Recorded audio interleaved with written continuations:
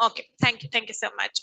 So, a very good evening to everybody. And yes, my name is Bishalini Sahu. And yes, many of you people already know about me. Since I just wanted to introduce about just briefly about myself, I'm having approximate 6 year experience in data science, machine learning, Python, artificial intelligence, and different predictive analytic, time series forecasting, and NLP, deep learning, neural networks as well. I'm working now in GenAI and LLM, different project. I worked with telecom domain, I worked with retail domain, logistic, HR domain, different domains. And yes, coming to InTrainTech is a platform since from last 3-4 years I'm giving the classes and I'm the mentor here.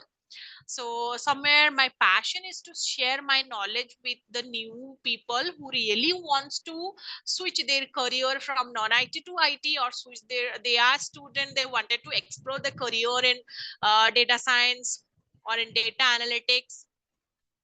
So I used to share my knowledge with the people who really interested to learn. And coming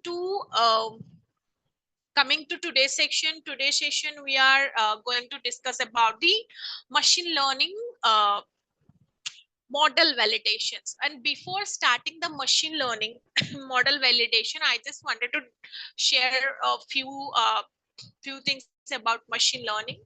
So in today's era, we are going to a new civilization uh, with artificial intelligence world, where the machines can understand by itself the things, when the machines can learn from the feedback what we are giving and all, and the machine can learn from the data behavior and the data patterns. Fine. That concept is called machine learning.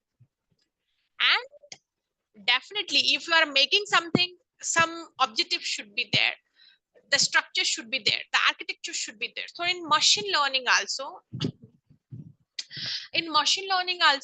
we are having different types, like supervised machine learning, unsupervised machine learning, reinforcement machine learning. So we are having 3 types of machine learning models. Right. And coming to artificial intelligence, machine learning is the part of artificial intelligence. If you wanted to be a data scientist, you have to learn AI. And the machine learning is the major part of AI. Right. Like in machine learning, we are having another part, deep learning. And apart from machine learning and deep learning, in artificial intelligence, we are have another part, natural language processing, NLP. And the Gen AI is generative AI. In generative AI, we are having a subpart called large language models. LLM is a subpart of generative AI. This all things part of NLP. And NLP, Gen AI, LLM, everything, machine learning, deep learning is the part of artificial intelligence. Fine. So this is a brief about machine learning. Fine, where machines can learn by itself. And today's world, there is every company, the jobs are like other jobs are killing by AI positions, minimum 70 to 80%. That is the reason it is now, for now, today's world, the new generation, or like our ongoing generation, it's very important to think and upgrade their skills with artificial intelligence and machine learning. Fine. So the today's concept is how to interpret a confusion matrix for machine learning model. Means, for example, we already builded a machine. For example, we are having a use case like a patient having diabetes or not, a patient having the symptoms of heart attack or not. Fine. These are the use cases. It comes under one second, guys. Classification, supervised learning. Fine. So here we build it a machine learning model. We did the first step of the machine learning model. We need to gather the data. We need to understand the business use case, the business problem from the stakeholder. Then we need to understand the data patterns. We can use Python data analysis, Python data visualization with NumPy, Pandas, Matplotlib, Seaborn, Scikit-learn, different libraries we can use, and we can find out. And apart from that, we can use Microsoft Power BI, where we are having different visuals, measures, DAX expression, AI visuals also there in Microsoft Power BI. Using Python and Power BI, we can find out the data patterns, and we can do the data manipulation, data wrangling. From there, we can find out, okay, this is the data, and we can make the unstructured data into structured data. And after getting the structured data, we need to take that data and we need to do the feature engineering. Feature engineering means feature scaling, encoding wherever it's needed, encoding like numerical categorical data, categorical features into numerical features. We need to do the encoding part as well. Feature scaling like min max scalar, like we need to because for example we are having age and cells. The cells is coming into lakhs and crores, but the age is between 0 to 100. So we need to make a scale, and we need to convert both into one scale. Feature scaling, feature engineering we need to do. After that, we can take the data and we can fit into machine learning model. Fine. So when we are fitting in the machine learning model, what will happen there? We are having some metrics for validation. How that model is working, is that model is working really good, or how much, what are the factors that we are going to discuss in this session. So in our model, we are having two KPIs. One is what we took actually data. Positive means yes and no. And what our machine predicted. Fine. That is also yes and no. So first we'll learn something about confusion metrics. What is confusion metrics? I told you, for validating the machine learning model. So a confusion metrics is a performance evaluation tool in machine learning, representing the accuracy of a classification model. Where we are using confusion, guys, if you're preparing for the interview, this is a very important question about like what are the metrics we are using for supervised classification use cases. So confusion metrics, okay, it display the number of true positives. So true positive, true negative, false positive, and false negative. These are the 4 components of the confusion metrics. 4 components. With these components only we can go for their calculations. So here in the picture, let me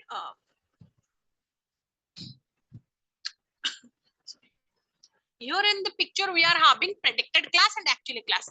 Actually, for example, you are having disease or not, heart attack, sorry, any disease like heart disease. Fine. So positive means yes, you are having disease. Negative means you don't have. So this report is coming from the doctor. For example, actually class, like any healthcare organization, this report is coming. Predicted means for this report we are taking in the training, and we did the machine learning model. From our machine learning model, this result is coming. This is positive or negative. For example, doctor tested and this person got heart disease positive. And our machine also telling this is he's got positive. So this is called true positive, means actually also it's positive. Machine also predicted positive, means that is the true positive, both side project. But in actually data, this is the doctor is telling no, that person he don't have any heart disease. Fine. But in predicted class, it is telling no, that person having. So what happened? Our machine is not working well. We need to do fine tuning. We need to add more data or more validations and all. So what happened here? Machine is actually data is telling no, but machine is telling yes. So this is called false positive. This is called false positive because actually data it is telling no.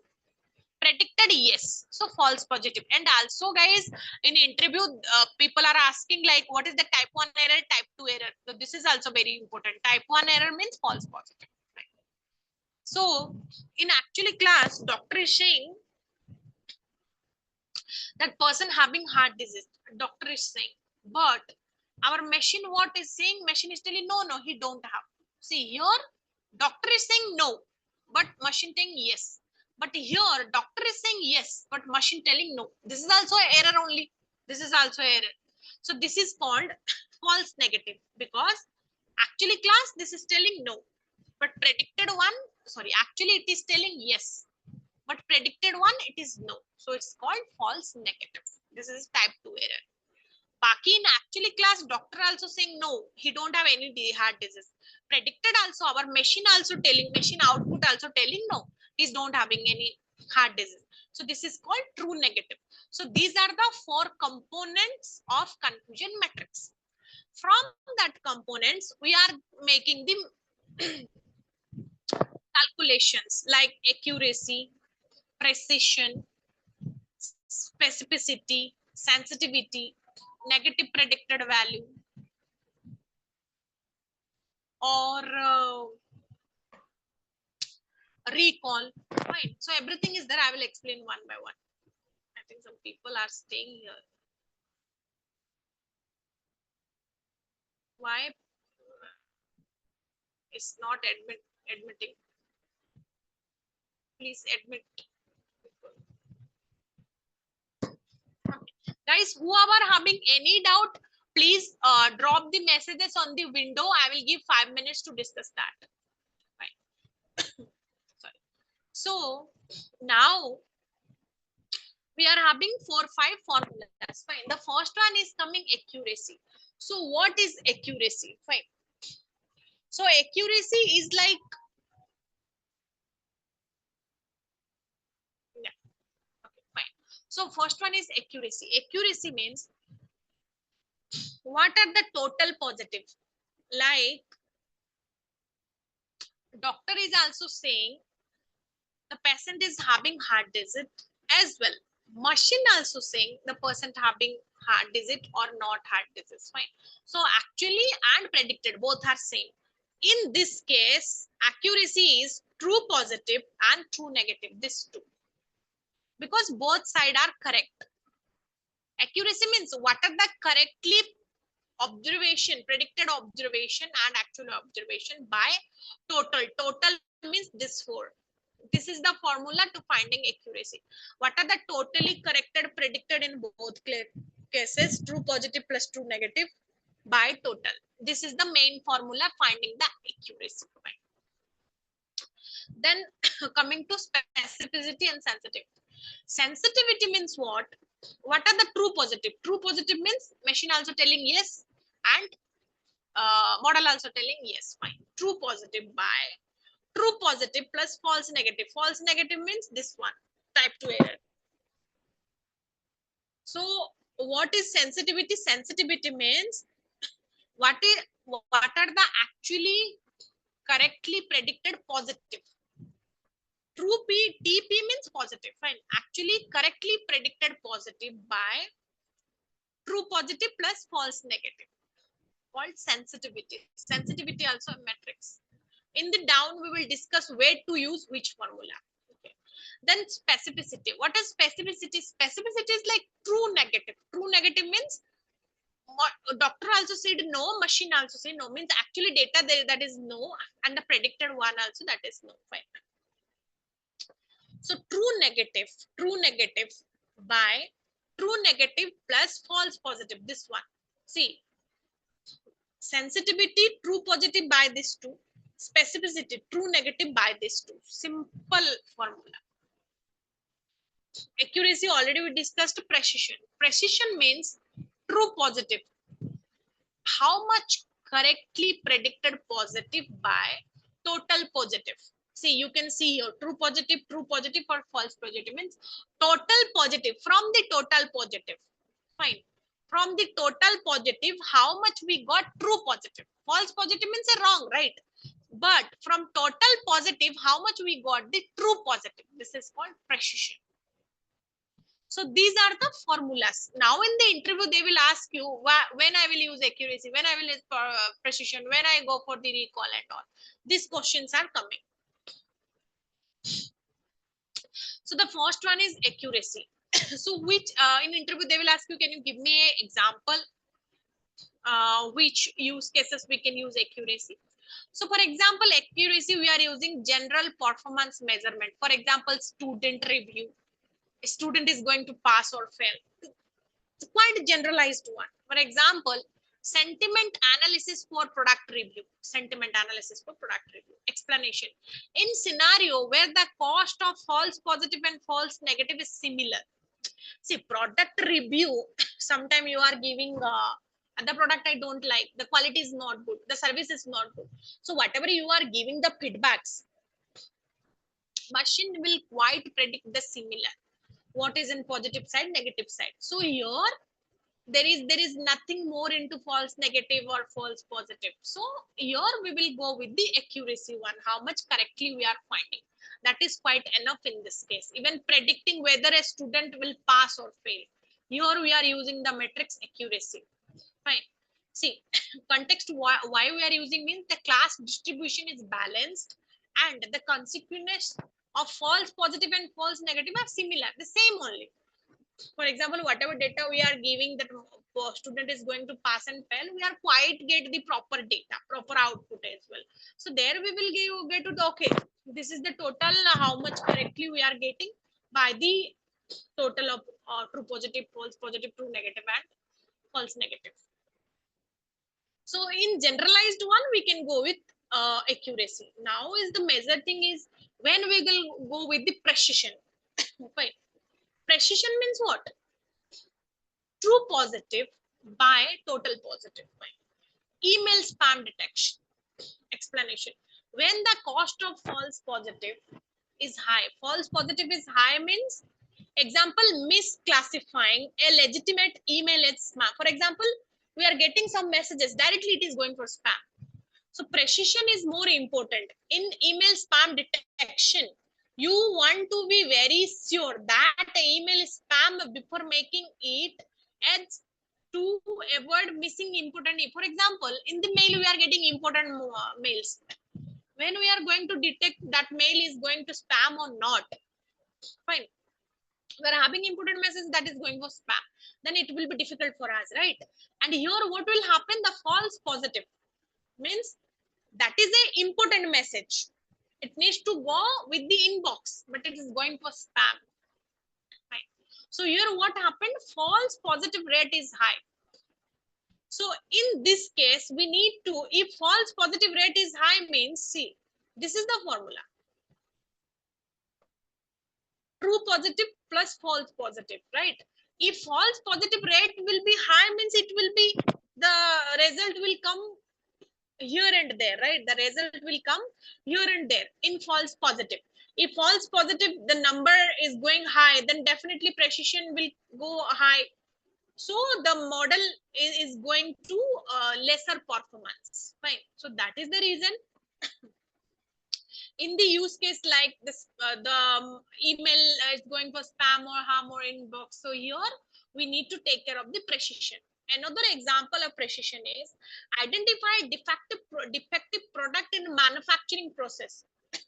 For example, the cost of falsely identifying a non-defective project defective is high. So for example, in manufacturing, we are having good products, good raw materials, good packaging materials, good goods, fine, everything we are having good. But still our model is telling they are effective, they are defective. So it is going for too much business waste and all, right? So in this case where we are having false positive, we need to work on precision. These are the guys, these are the very much frequently asking questions in the interview. So be careful about it in machine learning AI. Then the another one is recall. Recall means minimizing false negative. See, in precision, minimizing false positive. False positive means कुछ नहीं है, हम उसको बोल रहे हैं कि है. Minimizing false negative. False negative मतलब कुछ है, हम बोल रहे हैं कि नहीं है. अभी a person having heart disease, we are telling no, he don't have heart disease. So it is very harmful. False negative means that disease is there, but we are telling no, the disease is not there. It is very harmful. Disease screening. If you are telling if he is not having disease and our model is telling he is having disease, we can go for the test and we can find out no that person he don't have. But अगर person को disease है और machine बोल रहा है कि he is perfect fine, that time it's very difficult. So that time we need to find out recall, like कितना हो रहा है, इसका percentage कितना है. For that we are using recall. Yes. Predicting whether a person having rare disease or not. See, यहाँ पे something is there, but we are telling that is not there. Fine. But here, something is not there, non-defective, but we are telling defective is there. वहां पे कुछ नहीं है, हम बोल रहे कि है. यहाँ पे है, हम बोल रहे कि नहीं.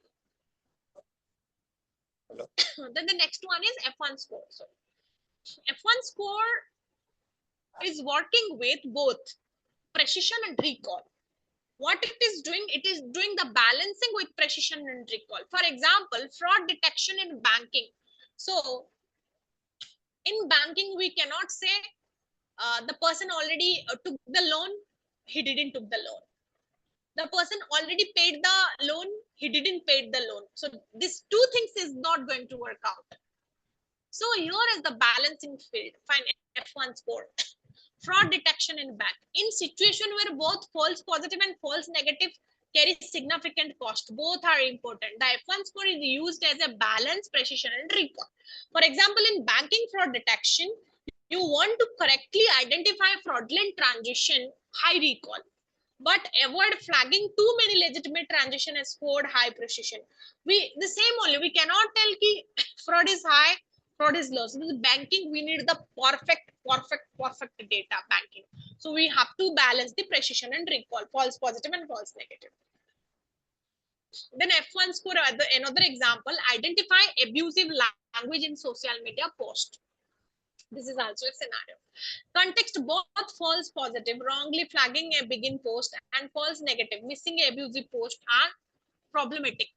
F1 score. The F1 score provides a balance between precision and recall, ensuring that the system is effective at identifying abusive post while minimizing incorrect flags. Means, for example, social media, we are using abusive post and all. So see, this is purely most to coming into the NLP and all, but when social media, someone using abusive post and all, so that time also we need to think, that time also we need to check recall, like how is the balance and all from precision and the recall. We need to check the F1 score. So these are some few scenarios: F1 score, recall, precision, accuracy. These are the few scenarios, and this is the formulas. And it is using in classification, machine learning, supervised learning classification, confusion matrix for the performance evaluation. And we are having the measure components like true positive, true negative, false positive, false negative. And these are the formulas. In the interview, definitely they will ask you guys like, what are the, how we can do model performance check or model evaluation in classification models. Then you need to do confusion matrix. What are the measure components of confusion matrix? This four, they will ask you what are the, you people can note down also, otherwise you people get the recordings as well. So they can ask you also like true, what are the type 1 error, what are the type 2 error, what is the difference between them. It's not like that, guys, you people are going to explain like formulas, nothing like that. Take a scenario, see how I explained here. Take a scenario, explain it properly, then only this document also I will share with you guys. Fine. So make a use case or take a scenario, explain with your generalized language. Sorry.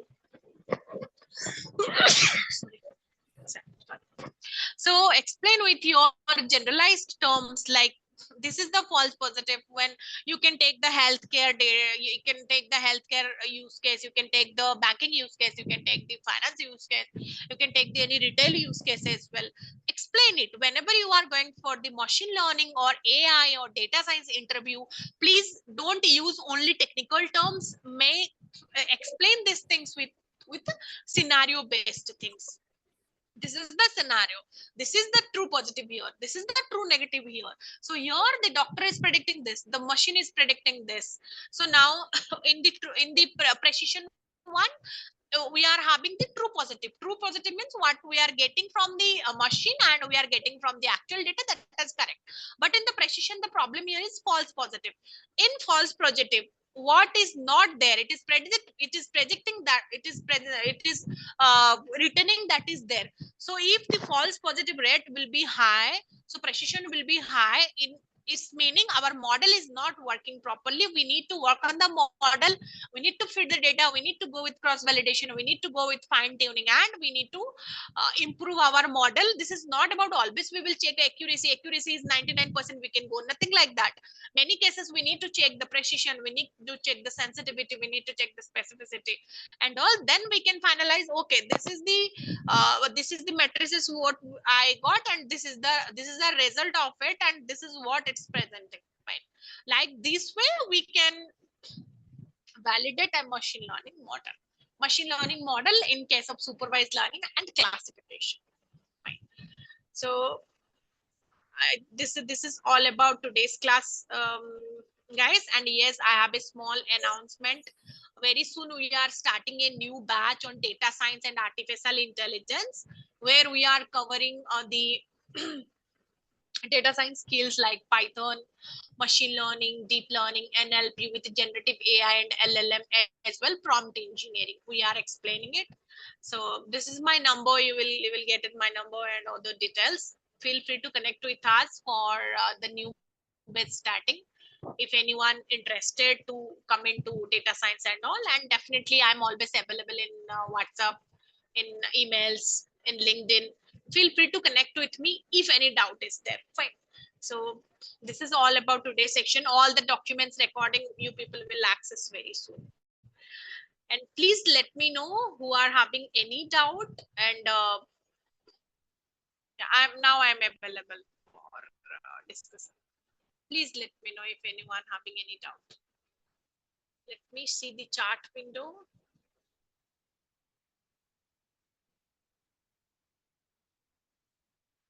Okay. Okay.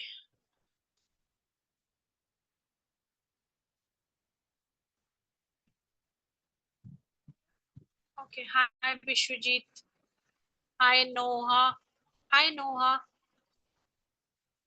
Hi, Mukhtar. Hi. Hi, Mukhtar.